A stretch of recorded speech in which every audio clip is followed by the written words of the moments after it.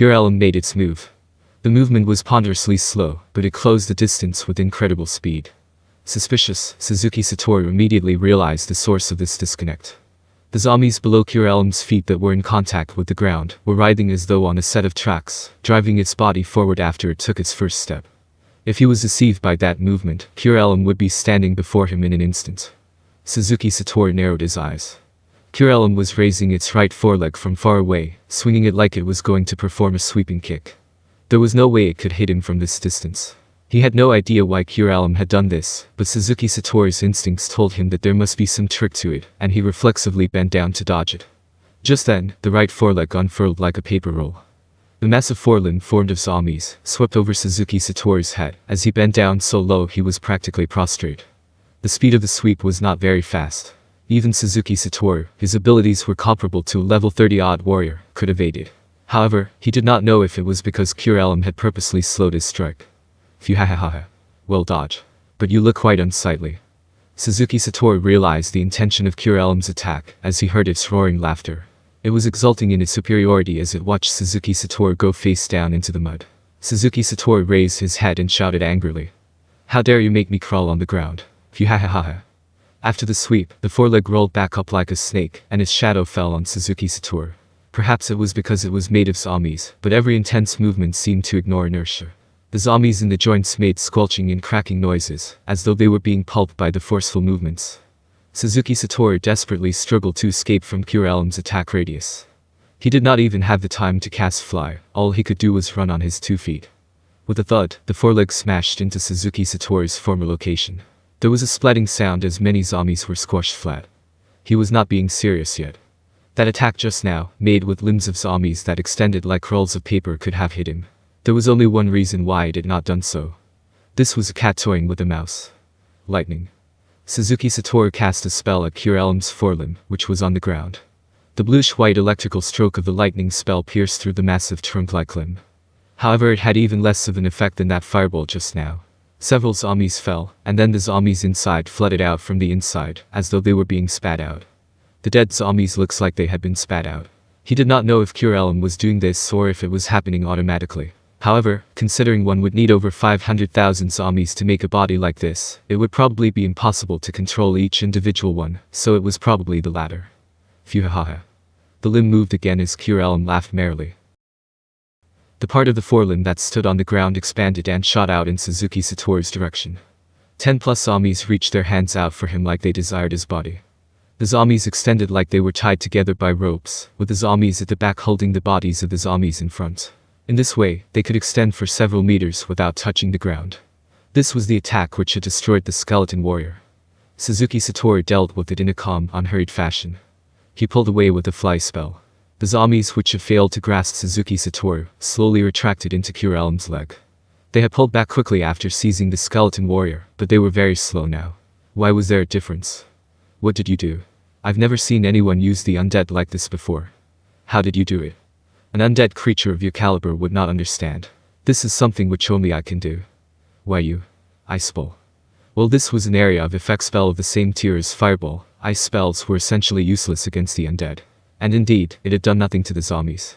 Elim did not even bother responding to it. It was probably going easy on him. Then he would do as he pleased. Acid Arrow. He cast a second-tier single-target spell. The struck zombie fell. What's the matter, Jester? You will need to cast that weak spell tens of thousands of times to kill me. You are a Night Lich, are you not? Cast a filthier spell of a higher tier at me. Or does this mean, you cannot?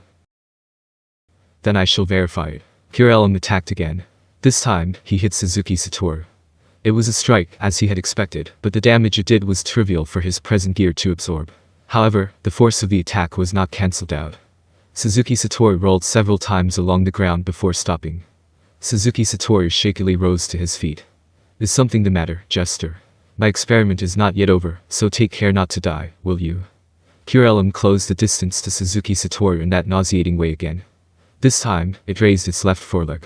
Then, it repeated its huge area of effect attack from before. Evading it was simple enough, but that was not the end of Elim's attack.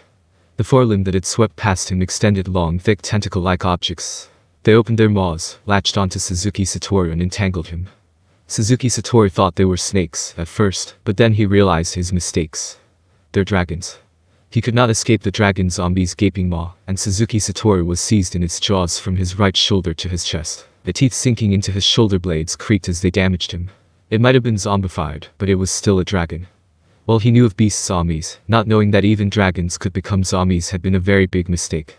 The strength of zombies depended on the base creature they were made from. Surely a dragon zombie would be several, if not dozens of times more powerful than a zombie made from a human. In addition, its increased HP meant that he might not be able to kill one with a single third-tier spell. While they were not especially mighty foes for Suzuki Satoru, the existence of dragon zombies implied that there were more powerful monster zombies in store. No, he ought to say that they were definitely out there somewhere. Suzuki Satoru suddenly had an idea. It had not collected the people of Kino's country because it did not need to. The 400,000 human-sized zombies of Serik 3 were enough. It had then turned more powerful creatures into zombies and stored them in its body. It was very likely no, it was the only possibility. To think you'd use your own kind. Own kind. Phew-ha-ha. What a jester you are. How could I consider inferior living beings to be of the same kind as myself? Dragons grew more powerful the bigger they got. Was it saying this in light of that point? Or were dragon lords a different kind of creature altogether? Suzuki Satoru did not know about that. However, if it had zombified several dragons, then part of his battle strategy would need to be altered. Something picked up Suzuki Satoru's body. The dragon's body began to retract into Elim's foreleg, bringing Suzuki Satoru with it. Escaping was easy enough. It might have been a dragon, but it was just a zombie after all. Suzuki Satoru worked his hands into the gaps of the teeth seizing his shoulder, and forcefully pulled them apart. The dragon's lower jaw opened. Suzuki Satoru's strength overcame the dragon's might, which meant that this dragon was not yet fully grown. Just as he was thinking that he could slowly struggle free, a massive hand came into view. What? A hand that was several times the size of a normal human's seized Suzuki Satoru's body. Giants too. The giant's body poked out from beside the dragon, and grabbed Suzuki Satoru. He could not tell what species of giant it was, but it probably lived around here. The rate at which he was being reeled in suddenly sped up, and Suzuki Satoru was drawn into Elim's foreleg. The undead domination effect which he was most wary of did not take place. Of course, he had never once lowered his turn resistance 3, in order to protect against it. It would seem he would not be controlled just by being pulled into it. In that case, it would seem the undead domination only happened to the zombies raised by its own power. The mob biting his shoulder and the giant hand holding his body let go. In his place, an arm the size of Suzuki Satoru held and pinned him. There were so many zombies around him that he could not see the outside. However, he could feel himself moving like he was being carried by an underwater current. Or rather, it would be more accurate to say he was being propelled by the surrounding zombies. Just as he was wondering where he would be taken, his head was suddenly thrust outside.